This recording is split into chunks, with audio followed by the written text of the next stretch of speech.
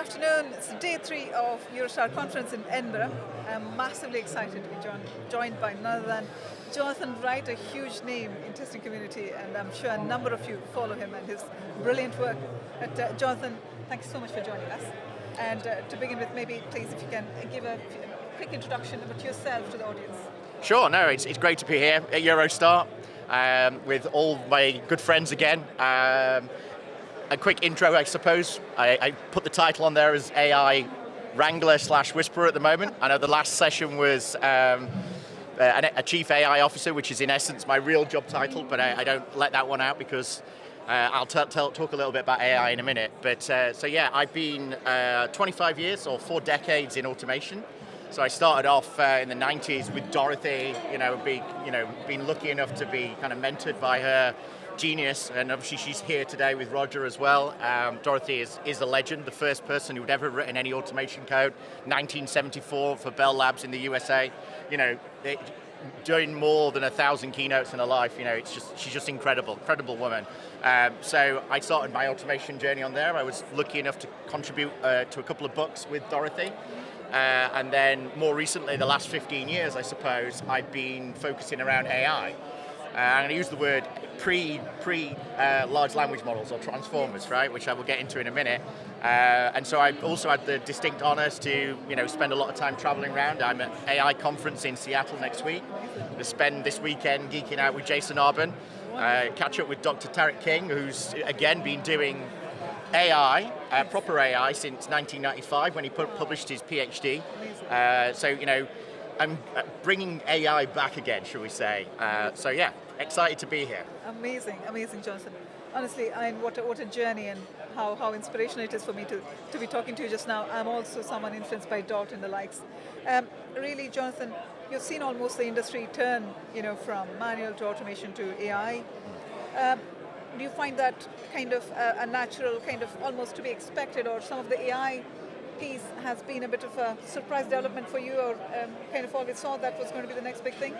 No, I think, I spent this morning with my good friend Paul Gerard, so we spent probably an hour drinking coffee, talking about the state of affairs, I suppose. Like I said, I spent 4 decades in automation. The company I work for are the largest testing company on the planet, £5 billion company, the original Dave and Bill building and testing test equipment in 1939. So it's got 70 years of heritage of just doing testing. And that's going to be manual, right? And it's still going to be manual in the future, right? I don't think AI is going to be impacted whatsoever when it comes to that, right? And I would say the same for automation. Automation, I guess, was a story you could tell your children at night to make them go to bed.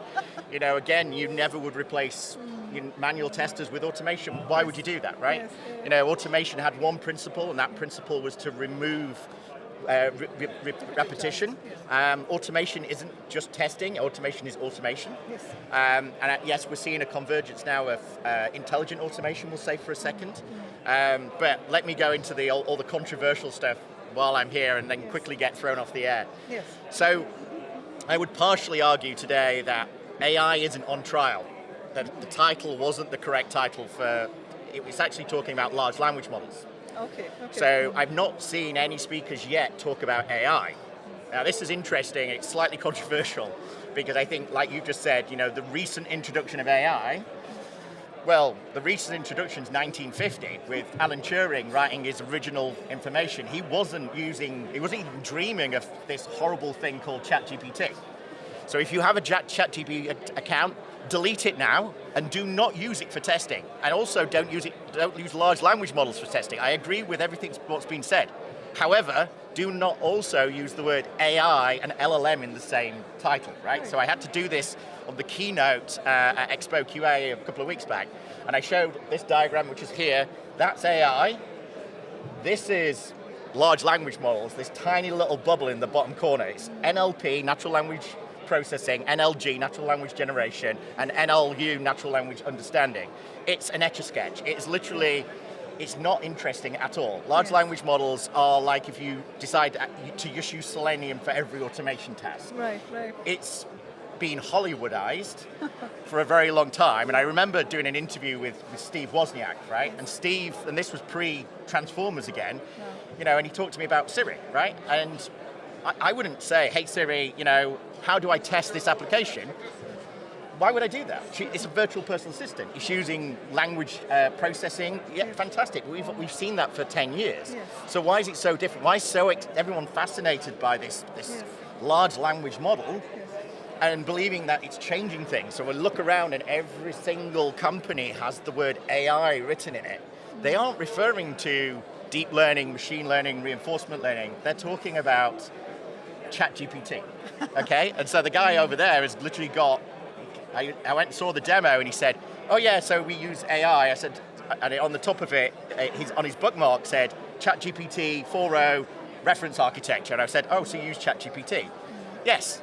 Okay, so you're not using AI then, right? Yeah. So part of it is, we've got to this point now where we're thinking, is large language models going to change how we test?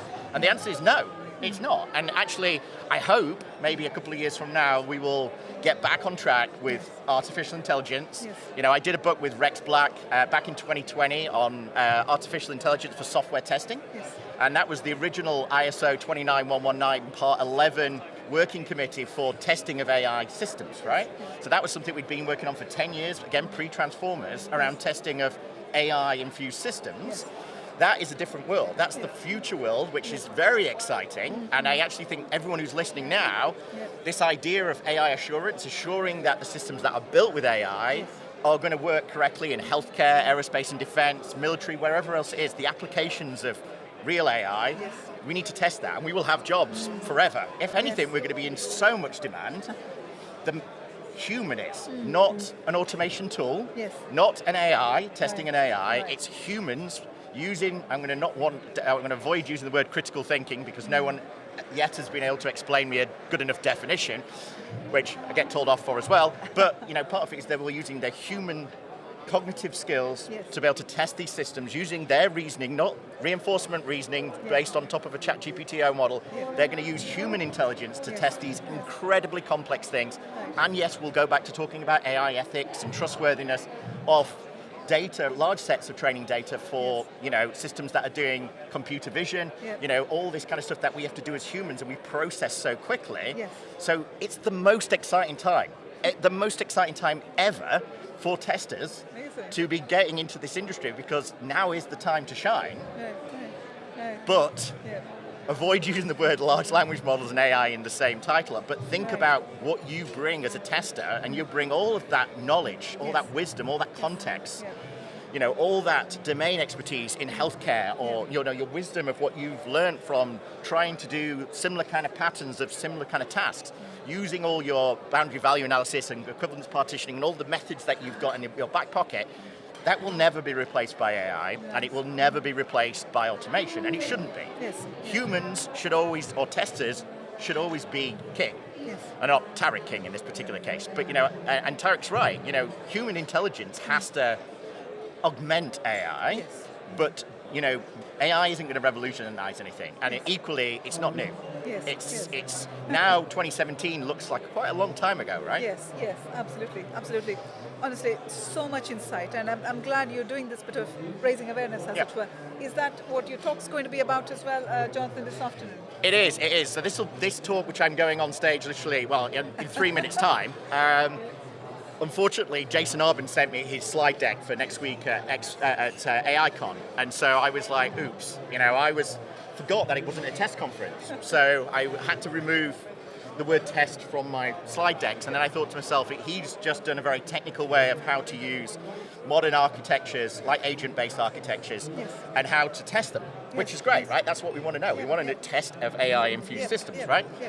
And he's talking about LangChain, LangGraph, all the stuff that you should know if you're talking about testing of AI systems, right? So I thought, okay, I'm going to have to throw it all out and I have to create an entire new slide deck. I have now created an entire new slide deck, which hopefully is downloaded on my laptop because I know senior performers twiddling my knobs. Literally, it's going to be completely to do with agentic. Now, this is a slight problem because why are you on earth, Jonathan, saying the word agentic when you just spent all that time saying AI isn't anything interesting, large language models aren't anything interesting? agentic is not large language models. And so this is, again, someone's got quite excited with themselves and thought, you know what, I'll put a large language model in and maybe rename my RPA tool, whatever, and then just do some automation and call it agentic. Yeah. And Tariq, rightly so, says, well, what's different to my PhD work in 1995 with agent technologies? What's changed? And it's a fundamental component of all machine learning. Yeah. So it's not, when you apply agentic, which is the next big thing, I'm upset at saying, I don't want to say it, but it unfortunately is, but it's all to do with AI workforce replacement. So it's not about replacing people, it's about process mining and understanding what they do and then automating it. Now I find this is a really quite scary thing, because I don't really want, and I felt like that in the 90s when I started automation, I don't want to replace people with machines. Yes. I want to give them superpowers, right? Yes. Nice one. So the idea of agentic and why the CEO of Microsoft went on stage and literally did vibe testing, where he literally picked out the latest bug and then wrote the code, it wrote the code, tested the code, released the code, and then no smoke and mirrors, he refreshed it, and there's the Microsoft website, production website, now being featured, enhanced by the CEO through agentic capabilities. Should the CEO of Microsoft be vibe coding? Yes. No. Is vibe coding sustainable? No. We've had vibe coding since 2020, when 2021, when originally things like stable code and then Copilot for GitHub came out. We've seen developers creating code, and now Microsoft is saying 30% of production code is not even human in the loop, it's just fully written by the agentic system. That is incredibly concerning because it's not using the muscle memory, and developers are already saying we can't sustain this, because before we were using our intelligence to create code. Now it's creating code for us and it builds and it works, but they don't understand it. And so this is dangerous times. And as much as Melissa's here today as well, and I'm going to be with her next week, and Jana and everyone else, she did the keynote at Star East, like last minute, pulled in, Alison got her on stage, and she did vibe testing, first person doing it live on stage. Again, it comes with a risk. It comes with a warning that just because you can doesn't mean you should. And I think part of it is people will go, well, they're take our jobs. No, it won't. It's going to do very low-hanging, very narrow, intelligent tasks. And yes, even Jason's platform will generate thousands of tests, fix the issues, and then create some more code, and then create some more tests. Fantastic.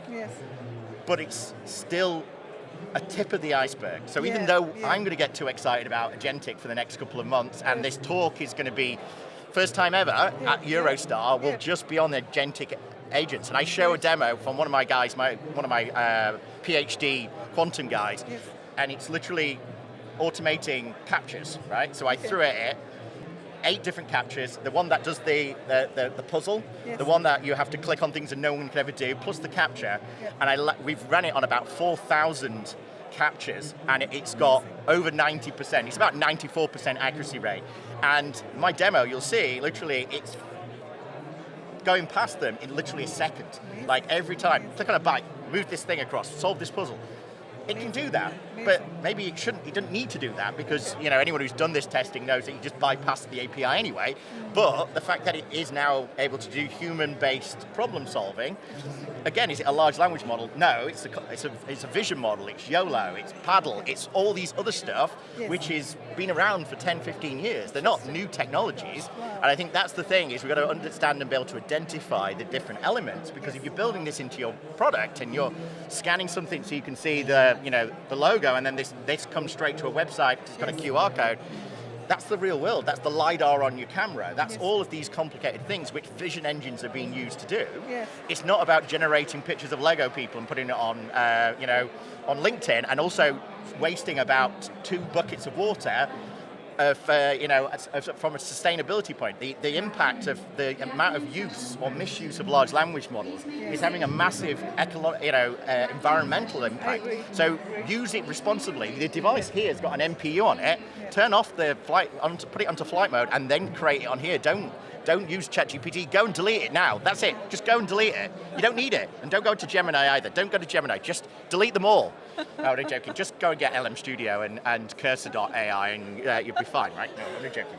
Brilliant. Anyway, I better go on stage, otherwise I'm going to get Fantastic. thrown out of this conference venue again. Absolutely. Thank you so much. We could talk all day about this. Honestly, Jonathan, brilliant talking to you.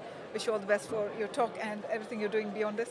Thank you. ever And so I'm off much to for your Seattle. time. Literally, my flight is Oh at my 7 God. o'clock. So I Oh, see you later good on, luck. everybody. Thank you. Amigos, Cheers goodbye. then. Bye. Bye. Bye.